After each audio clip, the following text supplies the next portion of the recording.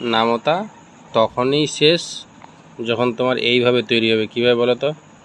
13 5 কত? 13 5 65, 13 3 কত?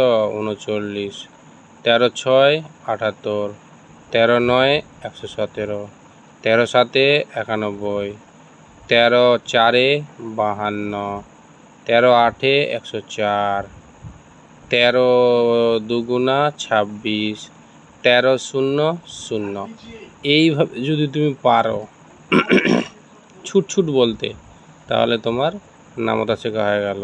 এবার 13 0 0 কী করে আসে ভালো করে জিনিসটা দেখে নাও।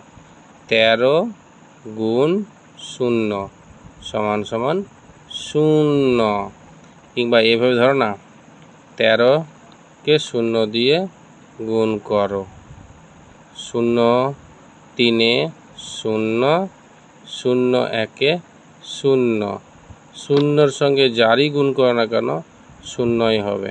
বুঝতে পেরেছ? এইভাবে শূন্যের গুণটা হয়। 0 3 0 0 1 0, সব 0।